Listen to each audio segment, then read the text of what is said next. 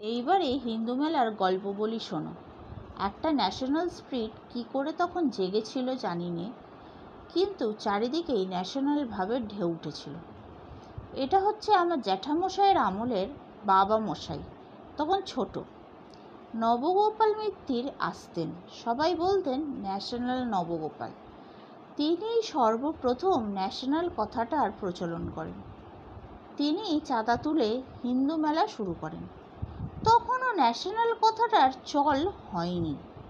হিন্দু মেলা হবে, মেজ জ্যাঠামশাই গান তৈরি করলেন। মিলে সবে ভারত সন্তান, এক তান মনোপ্রাণ, গাও ভারতের যশগান। এই হলো তখনকার জাতীয় সঙ্গীত। আর একটা গান গাওয়া হতো, সে গানটি তৈরি করেছিলেন বড় জ্যাঠামশাই। মলিন মুখ চন্দ্রমা ভারত, তোমারই রাত্রি দিবা ঝড়ে লোচন বাড়ি। এই গানটি বোধহয় রবি কাকাই গেয়েছিলেন হিন্দু মেলাতে। এই হলো আমাদের আমলের সকাল হবার পূর্বেকার সুর। যেন সূর্য উদয় হবার আগে ভোরের পাখি ডেকে উঠল।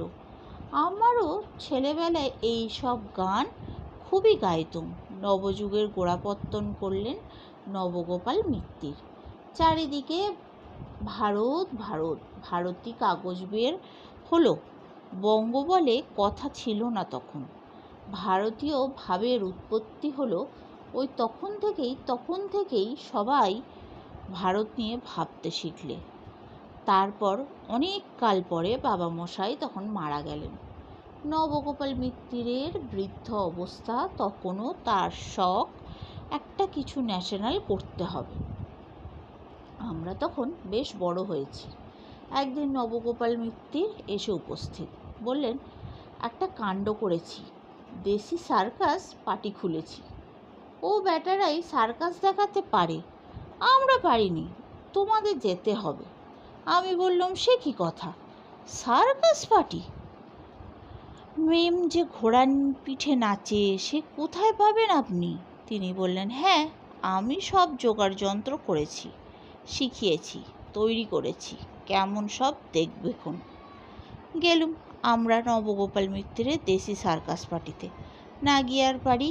একটা গলির জায়গা গিয়ে দেখি ছোট একখানা তাঁবু ফেলেছে, কয়েকখানা ভাঙা বেঞ্চি, ভিতরে আমরাও আরও কয়েকজন জানাশোনা ভদ্রলোক বসেছি। সার্কাস শুরু হলো।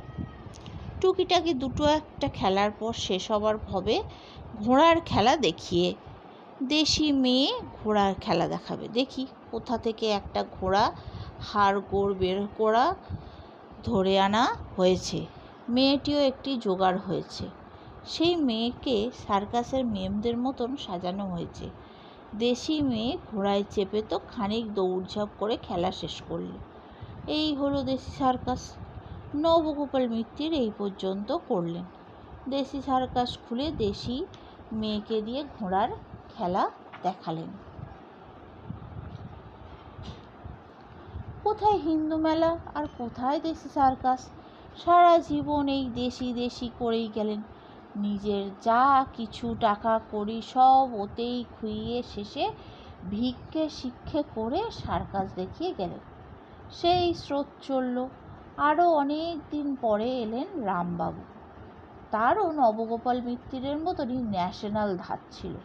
তিনি এসে বললেন, বেলুনে উড়ব, ওরাই কেবল পারে, আর আমরা পারবো না? তার আগে স্পেন্সার সাহেব মস্ত বেলুনবাজ, বেলুন দেখিয়ে নাম করে গেছেন। গোপাল মুখুজ্জের হালেতে থান থান তসর গরদ কেটে বেলুন তৈরি হলো। একদিন তিনি উড়লেনও সেই বাঁধা বেলুনে। তার আবার পাল্টা জবাব দিলে সাহেবরা, খোলা বেলুন উড়ে। রামবাবুর রোগ চেপে গেল। তিনি বললেন, আমিও উড়ব খোলা বেলুনে, প্যারাসুট নিয়ে নামবো। আবার সেই গোপাল মুখুজ্জের হালেই প্যারাসুট বেলুন তৈরি হলো।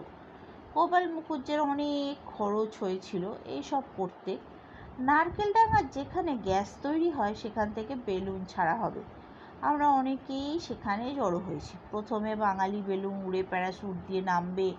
আমরা তো মহা উৎসাহ, সব ঠিকঠাক। বেলুন তো উড়ল, তখন বাঁধা আছে দড়ির সঙ্গে। কথা ছিল রামবাবু রুমাল নাড়ালে দড়ি কেটে দেওয়া হবে।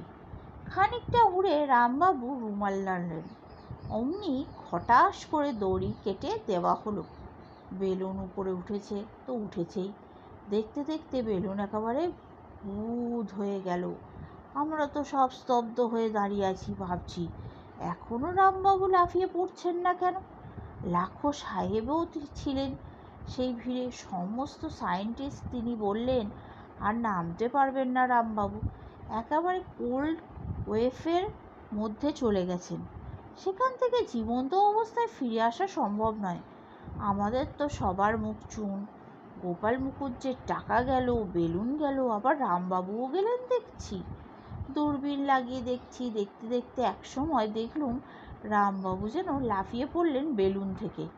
বেলুন তো আর উপরে উঠে গেল, আর রামবাবু লাফিয়ে পড়ে পা খেতে লাগলেন কেবলই। প্যারাসুট আর খোলে না। আমরা ভাবছি গেল রে, সব গেল এবার। শূন্যে পাক খাওয়া মানে বুঝতেই পারো, একবার 50-60 হাত নেমে আসছেন। এই রকম 2-3 বার পাক খাওয়ার পর প্যারাসুট খুলল। আমরা সব আনন্দে হাততালি দিয়ে, রুমাল উড়িয়ে, টুপি উড়িয়ে, দুহাত তুলে নাচছি, জয় রামবাবু কি জয়, জয় রামবাবু কি জয়। সে যা শোভা আমাদের তখন, যদি দেখতে হেসে বাঁচতে না। দুপুর রোদ্দুরে দুহাত তুলে সবার নৃত্য। রবি কাকা ছিলেন না সেখানে, তিনি বোধহয় সে সময় অন্য কোথাও ছিলেন। যাকে আস্তে আস্তে প্যারাসুট তো নামলো।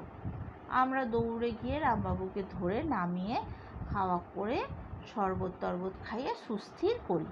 পরে জিজ্ঞেস করলাম, আচ্ছা বেলুন থেকে লাফিয়ে পড়তে এত দেরি করলেন, বুঝতে পারেননি বুঝি? তিনি বললেন, আরে না না, ওসব না। বুঝতে ঠিকই পেরেছিলাম, কিন্তু যতবারই লাফিয়ে পড়ার জন্য দড়ি ধরতে যাই, মনের ভিতরে কেমন যেন করে ওঠে, হাত সরিয়ে নিই। তারপর যখন দেখলুম বেলুন উঠতে উঠতে এত উপরে উঠে গেছে আর কিছুই প্রায় দেখা যায় না, তখন সাহসে ভর করে জয় মা বলে লাফিয়ে পড়ল। যাক, দেশি লোকের খোলা বেলুন ওড়াও হলো, প্যারাশুট দিয়ে নামাও হলো। এবার রামবাবু বললেন, বাঘের সঙ্গে লড়াই করতে হবে। নবগোপালবাবু যা পারেনি সেইটি তিনি করলেন। রামবাবু বললেন, ওসব নয়, আমি রয়্যাল বেঙ্গল টাইগারের সঙ্গে লড়াই করব। কোত্থেকে একটা কেঁদো বাঘ জোগাড় করে একদিন খেলা দেখালেন পাথুরে ঘাটার রাজবাড়িতে। রামবাবু বললেন, সাহেব বেটারা আর কি খেলা দেখায় বাঘের? দুপাশে দুটো বন্দুক নিয়ে লোহার খাঁচার ভিতরে আমি দেখাবো খেলা। খোলা উঠানে ছোট একটা খাঁচায় বাঘটাকে আনা হলো। রামবাবু বাঘের খেলা দেখালেন। ঘুষো ঘাসা চাপড় মেরে কেমন করে বেশ বাগে আনলেন বাঘটাকে। খেলা দেখিয়ে আবার খাঁচায় পুরে দিলেন। অসীম সাহসী ছিলেন তিনি। ওই বাঘের খেলাই তার শেষকৃতি। কিছুদিন বাদে শুনি তিনি সন্ন্যাসী হয়ে চলে গেছেন হিমালয়ে। এখনও নাকি তিনি জীবিত আছেন। চন্দ্রস্বামী নাকি নাম নিয়ে হিমালয় পাহাড়ে তপস্যা করছেন।